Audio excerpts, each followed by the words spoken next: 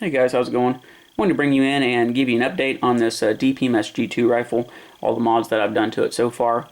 Got the minimalist stock here. These are nice and lightweight, simple. I like this design quite a bit. The Magpul K2 grip, Cerakote for the upper and lower receiver, and the new handguard. Still got the Raptor charging handle on there. That's a really solid upgrade, especially for 308 rifles. They're a little bit more difficult to charge than a 5.56, so having the extra leverage from that Raptor is quite the upgrade in my opinion, and really kind of brings this rifle up a notch.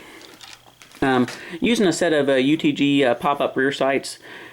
These don't sit quite as flat as the Magpul Pros that I have, but these are quite the upgrade over the Magpul polymer backup sights.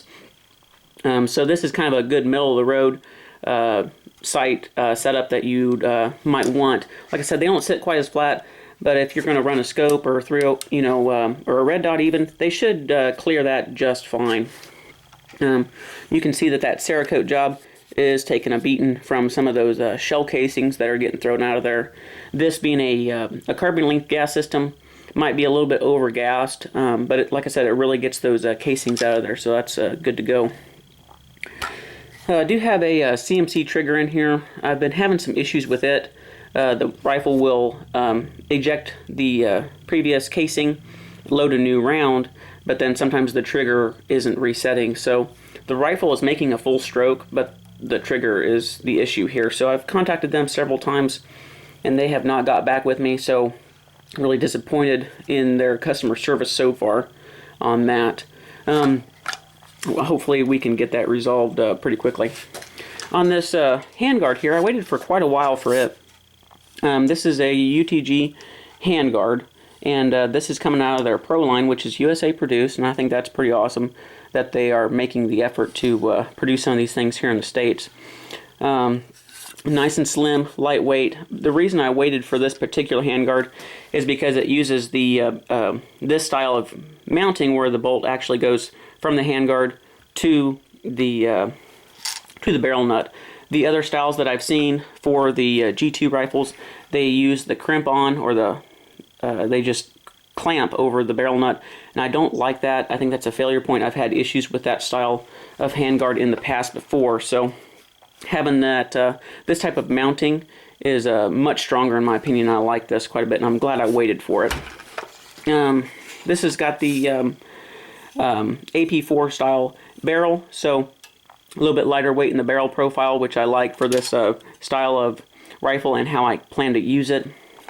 So I used the A2 sight that was on there. I chopped that off and cleaned it up, and that creates a really nice low profile gas block that's super strong, much stronger than those gas blocks that use the set screws. UTG front sight, and I'm using a VG6 muzzle brake on there. This one here is meant for 300 blackout.